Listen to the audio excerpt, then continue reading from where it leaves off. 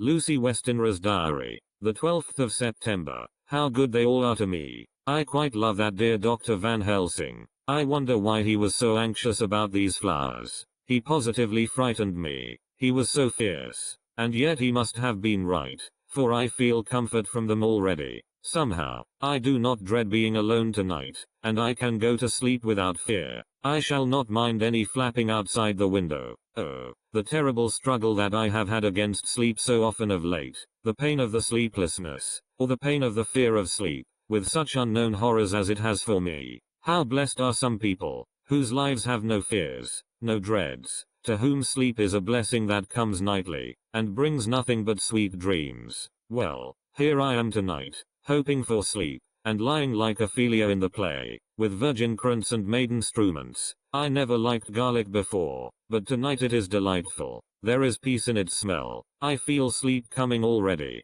Good night, everybody. Dr. Seward's diary. The 13th of September. Called at the Berkeley and found Van Helsing, as usual, up to time. The carriage ordered from the hotel was waiting. The professor took his bag, which he always brings with him now. Let all be put down exactly. Van Helsing and I arrived at Hillingham at 8 o'clock. It was a lovely morning. The bright sunshine and all the fresh feeling of early autumn seemed like the completion of nature's annual work.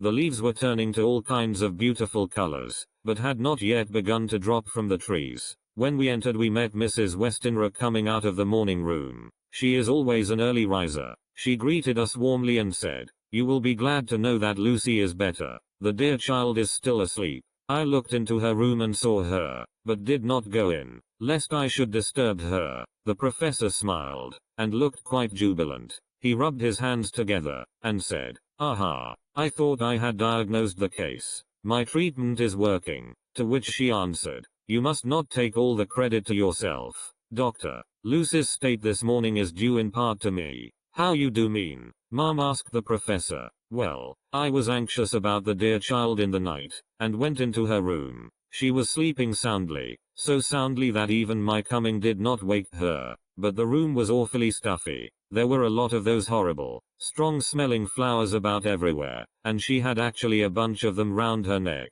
I feared that the heavy odor would be too much for the dear child in her weak state, so I took them all away and opened a bit of the window to let in a little fresh air. You will be pleased with her, I am sure." She moved off into her boudoir, where she usually breakfasted early. As she had spoken, I watched the professor's face, and saw it turn ashen gray. He had been able to retain his self-command whilst the poor lady was present, for he knew her state and how mischievous a shock would be. He actually smiled on her as he held open the door for her to pass into her room. But the instant she had disappeared he pulled me, suddenly and forcibly, into the dining room and closed the door. Then, for the first time in my life, I saw Van Helsing break down. He raised his hands over his head in a sort of mute despair, and then beat his palms together in a helpless way. Finally he sat down on a chair, and putting his hands before his face, began to sob, with loud, dry sobs that seemed to come from the very racking of his heart.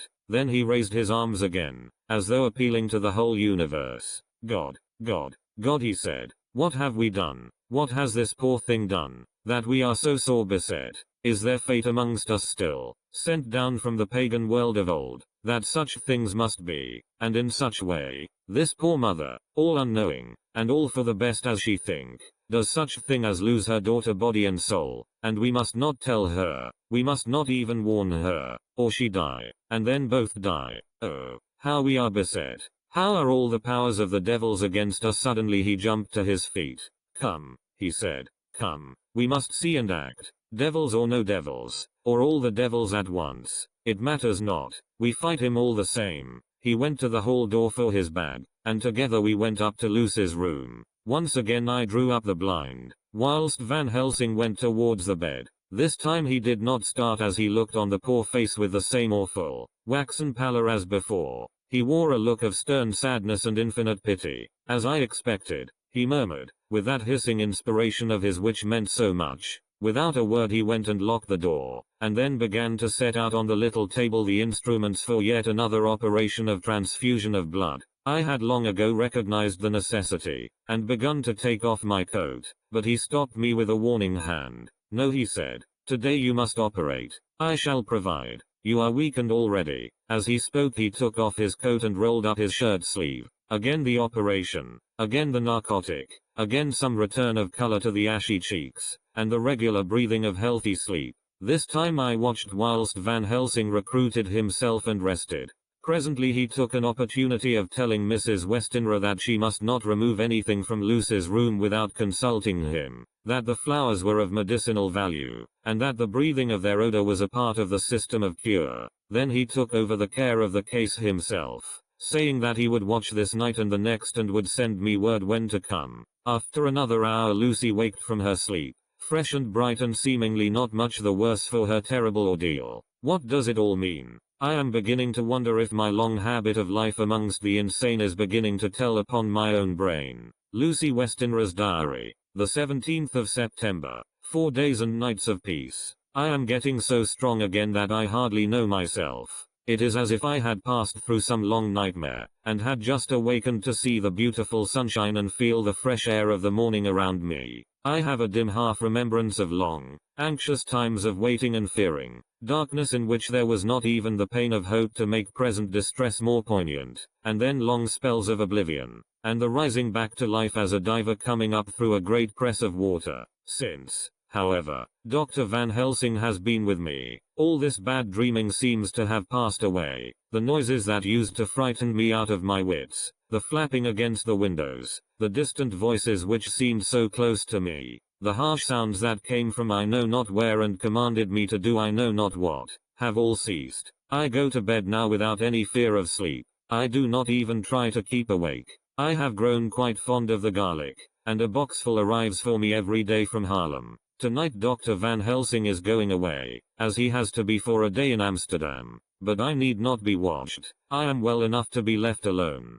Thank God for mother's sake, and dear Arthur's, and for all our friends who have been so kind. I shall not even feel the change, for last night Dr. Van Helsing slept in his chair a lot of the time. I found him asleep twice when I awoke, but I did not fear to go to sleep again, although the boughs or bats or something napped almost angrily against the window panes. The Pall Mall Gazette, the 18th of September. The Escaped Wolf. Perilous adventure of our interviewer. Interview with the keeper in the zoological gardens. After many inquiries and almost as many refusals, and perpetually using the words Pall Mall Gazette as a sort of talisman, I managed to find the keeper of the section of the zoological gardens in which the wolf department is included. Thomas Bilder lives in one of the cottages in the enclosure behind the elephant house, and was just sitting down to his tea when I found him. Thomas and his wife are hospitable folk, elderly, and without children, and if the specimen I enjoyed of their hospitality be of the average kind, their lives must be pretty comfortable. The keeper would not enter on what he called business until the supper was over, and we were all satisfied. Then when the table was cleared, and he had lit his pipe, he said, "Now, sir, you can go on and ask me what you want. You'll excuse me refers in to talk of professional subjects afore meals. I gives the wolves and the jackals and the hyenas in all our section their tea afore I begins to ask them questions." "How do you mean, ask them questions?" I queried, wishful to get him into a talkative humor. "Hittin' of them over the head with a pole is one way, scratchin' of their ears is another, when gents as is flush wants a bit of a show off to their gals. I don't so much mind the fust, the hittin' with a pole afore I chucks in their dinner, but I waits till they've had their sherry and coffee, so to speak, afore I tries on with the ear scratchin'. Mind you," he added philosophically, "there's a deal of the same nature in us as in them fair animals. Here's you a comin' and askin' of me questions about my business, and I that grumpy like that only for your bloomin' half-quid I'd a seen you blowed fust 'fore I'd answer. Not even when you asked me sarcastic like if I'd like you to ask the superintendent if you might ask me questions. Without offense did I tell ye to go to hell? You did. And when you said you'd report me for usin' of obscene language that was hittin' me over the head, but the half-quid made that all right. I weren't going to fight, so I waited for the food, and did with my owl as the wolves,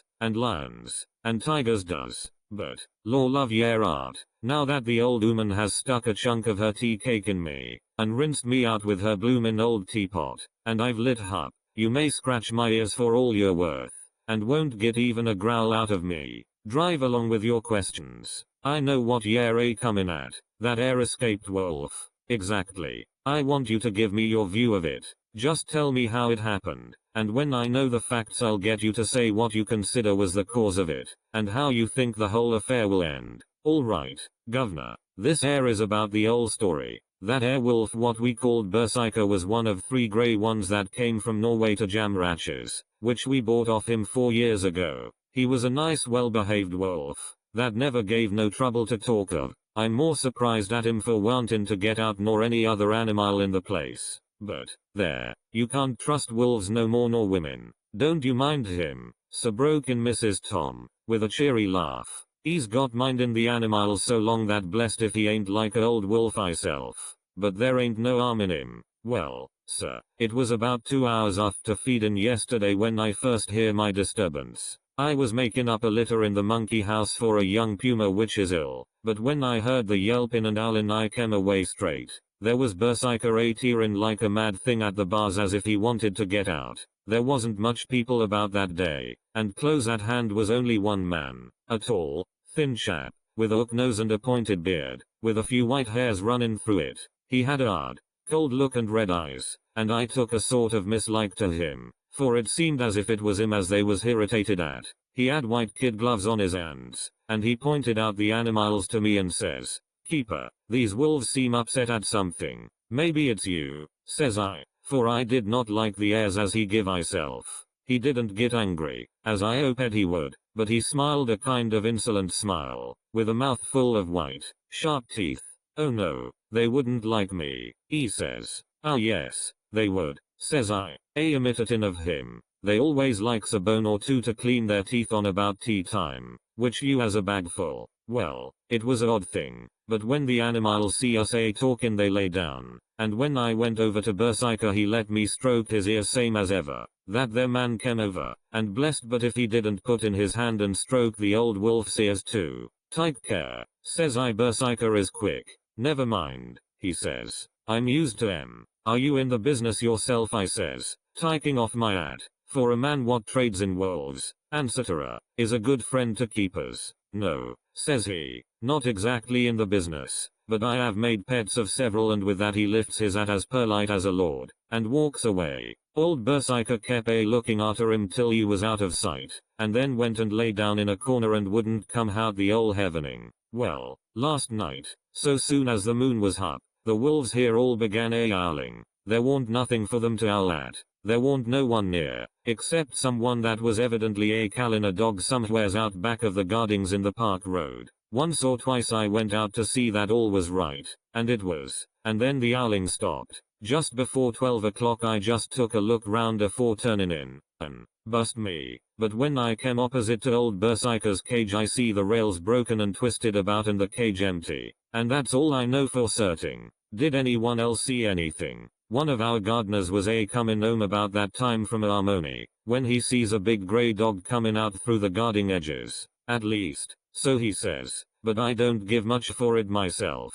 For if he did he never said a word about it to his missus when he got home, and it was only after the escape of the wolf was made known, and we had been up all nighter, hunting of the park for Berserker, that he remembered seeing anything. My own belief was that the Harmony had got into his head. Now, Mr. Boulder, can you account in any way for the escape of the wolf?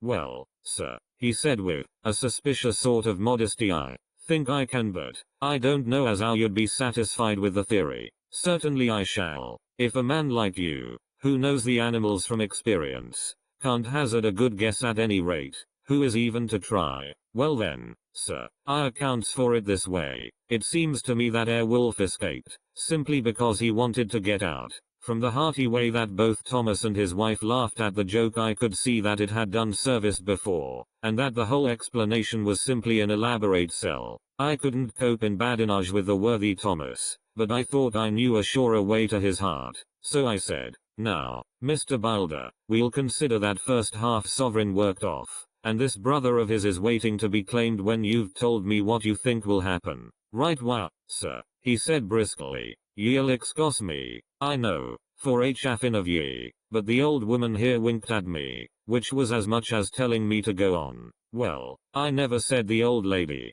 My opinion is this, that wolf is hiding of, somewheres. The gardener what didn't remember said he was a galloping northward faster than a horse could go, but I don't believe him. 4. Yes sir. Wolves don't gallop no more nor dogs does. They not being built that way. Wolves is fine things in a storybook, and I dare say when they gets in packs and does be chivying something that's more afeared than they is they can make a devil of a noise and chop it up, whatever it is. But, Lord bless you, in real life a wolf is only a low creature, not half so clever or bold as a good dog, and not half a quarter so much fight in him. This one ain't been used to fightin' or even to providin' for hisself, and more like he's somewhere round the park a-hidin' and a-shiverin' of, and, if he thinks at all, wonderin' where he is to get his breakfast from. Or maybe he's got down some area and is in a coal cellar. My eye, won't some cook get a rum start when she sees his green eyes shining at her out of the dark? If he can't get food he's bound to look for it, and mayhap he may chance to light on a butcher's shop in time. If he doesn't, and some nursemaid goes walking off with a soldier, Levin of the infant in the perambulator, well, then I shouldn't be surprised if the census is one babby the less. That's all. I was handing him the half-sovereign, when something came bobbing up against the window, and Mr. Bilder's face doubled its natural length with surprise. God bless me, he said, if there ain't old Berserker come back by myself. He went to the door and opened it, a most unnecessary proceeding it seemed to me. I have always thought that a wild animal never looks so well as when some obstacle of pronounced durability is between us. A personal experience has intensified rather than diminished that idea. After all, however, there is nothing like custom, for neither Bilder nor his wife thought any more of the wolf than I should of a dog. The animal itself was as peaceful and well behaved as that father of all picture wolves, Red Riding Hood's quondam friend, whilst moving her confidence in masquerade. The whole scene was an unutterable mixture of comedy and pathos. The wicked wolf that for half a day had paralyzed London and set all the children in the town shivering in their shoes, was there in a sort of penitent mood, and was received and petted like a sort of vulpine prodigal son. Old Bilder examined him all over with most tender solicitude, and when he had finished with his penitence said, "There, I knew the poor old chap would get into some kind of trouble. Didn't I say it all along? Here's his head all cut and full of broken glass. He's been getting over some bloomin' wall or other. It's a shame that people are allowed to top their walls with broken bottles. This here's what comes of it. Come along, Berserker." He took the wolf and locked him up in a cage, with a piece of meat that satisfied, in quantity at any rate, the elementary conditions of the fatted calf, and went off to report. I came off, too, to report the only exclusive information that is given today regarding the strange escapade at the zoo. Dr. Seward's diary. The 17th of September, I was engaged after dinner in my study posting up my books, which, through press of other work and the many visits to Lucy, had fallen sadly into arrear. Suddenly the door was burst open, and in rushed my patient, with his face distorted with passion. I was thunderstruck, for such a thing as a patient getting of his own accord into the superintendent's study is almost unknown. Without an instant's pause he made straight at me. He had a dinner knife in his hand, and, as I saw he was dangerous, I tried to keep the table between us. He was too quick and too strong for me, however, for before I could get my balance he had struck at me and cut my left wrist rather severely. Before he could strike again, however, I got in my right and he was sprawling on his back on the floor. My wrist bled freely, and quite a little pool trickled onto the carpet. I saw that my friend was not intent on further effort, and occupied myself binding up my wrist, keeping a wary eye on the prostrate figure all the time. When the attendants rushed in, and we turned our attention to him, his employment positively sickened me. He was lying on his belly on the floor licking up, like a dog, the blood which had fallen from my wounded wrist. He was easily secured, and, to my surprise, went with the attendants quite placidly, simply repeating over and over again, "The blood is the life. The blood is the life. I cannot afford to lose blood just at present. I have lost too much of late for my physical good." And then the prolonged strain of Lucy's illness and its horrible phases is telling on me. I am overexcited and weary, and I need rest, rest, rest. Happily Van Helsing has not summoned me, so I need not forego my sleep. Tonight I could not well do without it. Telegram. Van Helsing, Antwerp, to Seward, Carfax. Sent to Carfax, Sussex, as no county given. Delivered late by 22 hours. the 17th of September. Do not fail to be at Hillingham tonight. If not watching all the time frequently, visit and see that flowers are as placed. Very important. Do not fail. Shall be with you as soon as possible after arrival. Dr. Seward's Diary. The 18th of September. Just off for train to London. The arrival of Van Helsing's telegram filled me with dismay. A whole night lost, and I know by bitter experience what may happen in a night. Of course it is possible that all may be well, but what may have happened? Surely there is some horrible doom hanging over us that every possible accident should thwart us in all we try to do. I shall take this cylinder with me, and then I can complete my entry on Lucy's phonograph.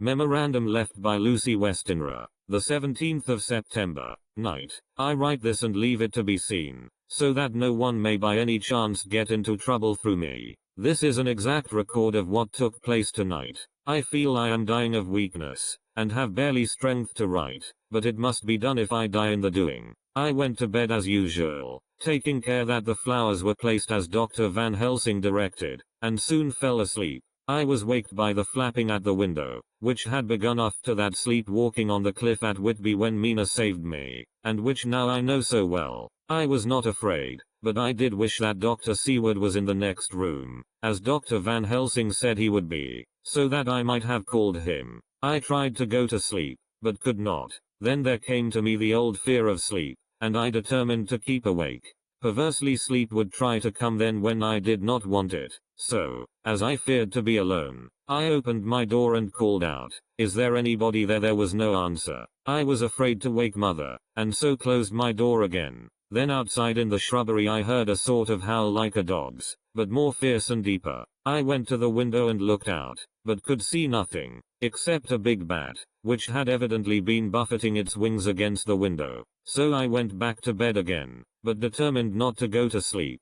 Presently the door opened, and mother looked in, seeing by my moving that I was not asleep, came in, and sat by me. She said to me even more sweetly and softly than her wont, "I was uneasy about you, darling, and came in to see that you were all right. I feared she might catch cold sitting there, and asked her to come in and sleep with me. So she came into bed, and lay down beside me. She did not take off her dressing gown, for she said she would only stay a while and then go back to her own bed. As she lay there in my arms, and I in hers, the flapping and buffeting came to the window again. She was startled and a little frightened, and cried out, 'What is that?' I tried to pacify her, and at last succeeded, and she lay quiet, but I could hear her poor dear heart still beating terribly. After a while there was the low howl again out in the shrubbery, and shortly after there was a crash at the window, and a lot of broken glass was hurled on the floor. The window blind blew back with the wind that rushed in, and in the aperture of the broken panes there was the head of a great,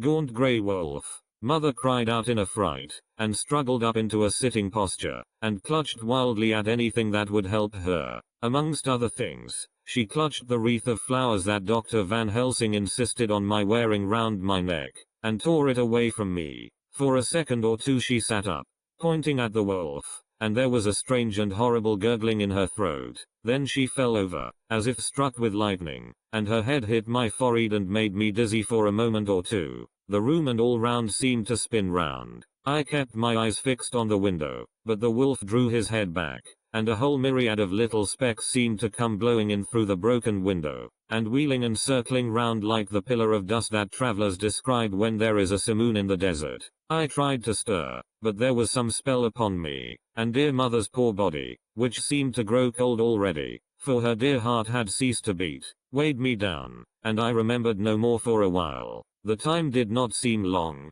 but very, very awful, till I recovered consciousness again. Somewhere near, a passing bell was tolling, the dogs all round the neighborhood were howling, and in our shrubbery, seemingly just outside, a nightingale was singing. I was dazed and stupid with pain and terror and weakness, but the sound of the nightingale seemed like the voice of my dead mother come back to comfort me. The sound seemed to have awakened the maids, too, for I could hear their bare feet pattering outside my door. I called to them, and they came in, and when they saw what had happened, and what it was that lay over me on the bed, they screamed out. The wind rushed in through the broken window, and the door slammed to. They lifted off the body of my dear mother, and laid her, covered up with a sheet, on the bed after I had got up. They were all so frightened and nervous that I directed them to go to the dining room and have each a glass of wine. The door flew open for an instant and closed again. The maid shrieked, and then went in a body to the dining room, and I laid what flowers I had on my dear mother's breast. When they were there I remembered what Dr. Van Helsing had told me, but I didn't like to remove them, and, besides, I would have some of the servants to sit up with me now. I was surprised that the maids did not come back.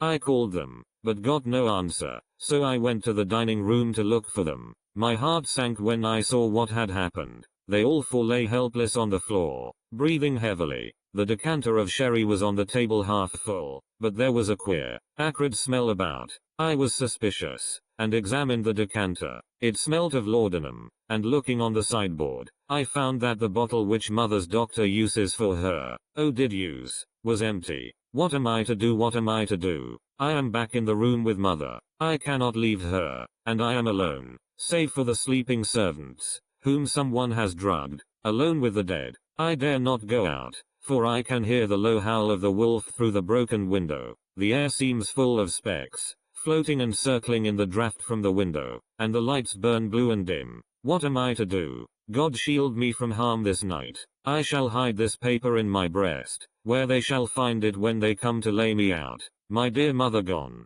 It is time that I go too. Goodbye, dear Arthur. If I should not survive this night, God keep you, dear, and God help me.